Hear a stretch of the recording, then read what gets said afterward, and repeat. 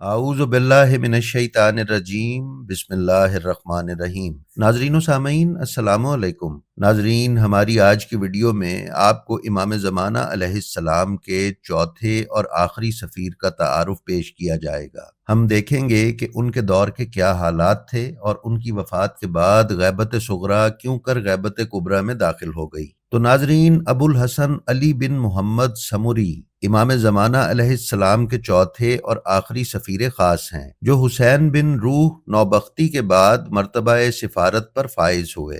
امام حسن عسکری علیہ السلام کے ساتھ ان کے خطوط سے معلوم ہوتا ہے کہ وہ 11ویں امام کے اصحاب میں سے تھے۔ سیاسی اور سماجی فضا پر چھائی ہوئی شدید گھٹن کی وجہ سے سفیر چہارم امام کی سفارت کے میدان میں وسیع سرگرمیاں نہیں دکھا سکے۔ ان کی وفات کے ساتھ ہی سفیروں اور امام زمانہ علیہ السلام کے درمیان براہ راست رابطہ ختم ہوا اور غیبت کبریٰ کا آغاز ہو گیا۔ سمری ایک دیندار شیعہ خاندان کے چشم و چراغ تھے۔ ان کے خاندان کا مکتب شیعہ کی خدمت گزاری کے حوالے سے کافی نام تھا، اور ان کی یہی خاندانی شرافت اس بات کا سبب بنی کہ جب وہ سفیر بنے تو انہیں زیادہ مخالفتوں کا سامنا کرنا نہیں پڑا۔ چوتھے سفیر خاص کا لقب سمری یا سمیری ہے۔ بعض معاصرین نے ان کے حالات زندگی لکھتے ہوئے ان کا لقب سمری صحیح تر قرار دیا ہے، کیونکہ یہ لقب بصرہ اور واسط کے درمیان واقع ایک گاؤں سمر سے منسوب ہے، جہاں ان کے عزیز و اقارب اور آباء و اجداد رہا کرتے تھے، جبکہ شیخ آقا بزرگ تہرانی نے ان کا لقب سمری تحریر کیا ہے۔ یعقوبی کے مطابق ان کے خاندان کے بہت سے اکابرین بصرہ میں وسیع املاک و جائیداد کے مالک تھے، جنہوں نے ان املاک کی نصف آمدنی 11ویں امام کے لیے وقف کر رکھی تھی۔ امام ہر سال مذکورہ آمدنی وصول کرتے اور ان کے ساتھ خط و خطابت کرتے تھے۔ شیخ طوسی نے انہیں علی بن محمد سمیری کے نام سے امام حسن عسکری علیہ السلام کے اصحاب کے زمرے میں شمار کیا ہے۔ علی بن محمد سمری کہتے ہیں کہ ابو محمد امام حسن عسکری علیہ السلام نے مجھے لکھا کہ ایک فتنہ پیش آنے والا ہے جو تمہیں بھٹکا دے گا، خبردار رہو اور اس سے دور رہو، اور مکمل طور پر اپنی حفاظت کرو۔ اس کے 3 دن بعد بنی ہاشم کے لیے ایک ناخوشگوار حادثہ پیش آیا، جس کی وجہ سے بنی ہاشم کے لیے بہت ساری دشواریاں پیش آئیں۔ اس وقت میں نے 11ویں امام کو ایک خط لکھا اور سوال کیا کہ آیا وہ فتنہ جس کے بارے میں آپ نے پیش گوئی کی تھی یہی ہے؟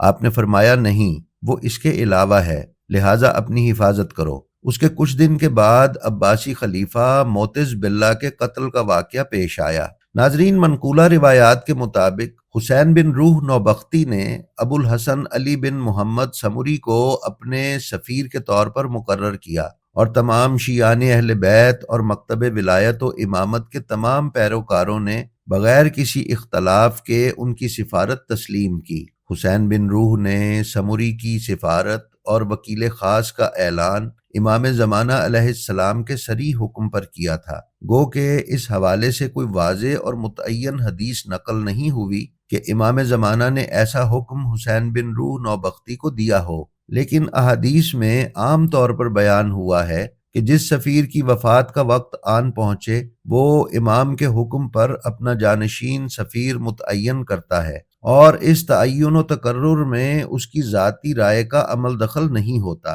احمد بن علی بن ابی طالب طبرسی اپنی کتاب الاحتجاج الی اہل اللجاج میں لکھتے ہیں کہ ان سفیروں میں سے کوئی بھی اس اعلیٰ منصب پر فائز نہیں ہوا مگر یہ کہ پہلے جناب صاحب امر کی طرف سے ان کی تقرری کا حکم آ جائے، اور آپ ہی کے حکم پر سابقہ سفیر اگلے سفیر کی جانشینی کا اعلان کرتا تھا۔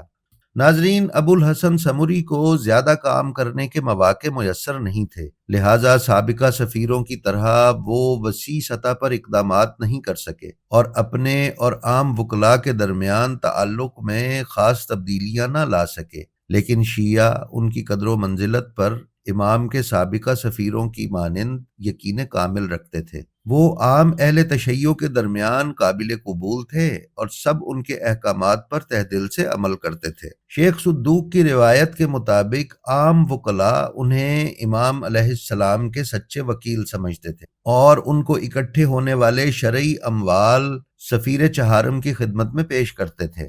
دوسری طرف سے سمری کی نیابت کے زمانے میں عباسی ظلم و ستم اور خونریزی عروج پر تھی، اور یہی نامناسب صورتحال ان کی سرگرمیوں کے محدود ہونے کا سبب تھی۔ چنانچہ ان کا امام علیہ السلام کا آخری سفیر ہونے کی بنیادی وجہ بھی یہی حد سے زیادہ گھٹن اور دباؤ کی فضا تھی جو عباسی حکام نے معاشرے پر مسلط کر رکھی تھی۔ ناظرین، شیخ صدوق کے بھائی حسین بن علی بن بابویح روایت کرتے ہیں کہ ان کے والد کی وفات، یعنی شیخ صدوق کے والد کی وفات کا جو دن حضرت ابو الحسن سمری نے بتایا تھا، ان کے والد کا عین اسی دن انتقال ہوا۔ ابو الحسن علی بن محمد سمری 15 شعبان سن 329 ہجری قمری یعنی 15 مئی سن 941 عیسوی کو وفات پا گئے، اور ربع المحول میں واقع شاہراہ خلجانی میں مدفون ہوئے۔ ربع المحول بغداد کے مغرب میں براسا نامی گاؤں کے شمال میں واقع ہے۔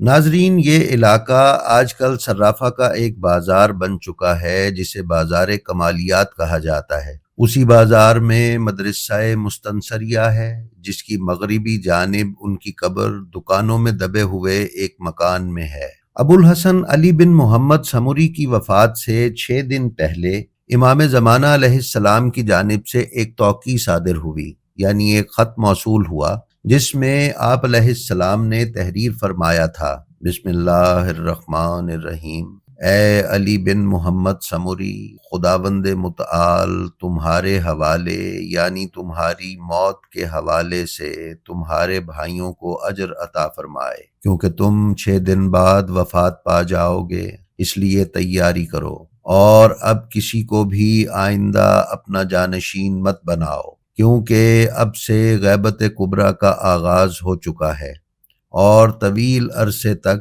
جب خداوند متعال اذن عطا فرمائے گا ظہور نہیں ہوگا، حتیٰ کہ لوگوں کے دل سنگ دلی اور قساوت سے اور دنیا ظلم و جور سے پر ہو جائے، اور لوگ ہمارے پیروکاروں کی طرف آئیں اور دعویٰ کریں کہ انہوں نے میرا دیدار کیا ہے، لیکن جان لو اور آگاہ رہو کہ جو بھی سفیانی کے خروج اور آسمانی ندا سے قبل میرے دیدار کا دعویٰ کرے وہ جھوٹا اور بہتان تراش ہے۔ ناظرین، توقیع صادر ہونے یعنی خط ملنے کے 6 دن بعد مرکزی وکلاء چوتھے سفیر کی خدمت میں حاضر ہوئے اور پوچھا، اب آپ کے بعد کون آپ کا جانشین ہوگا؟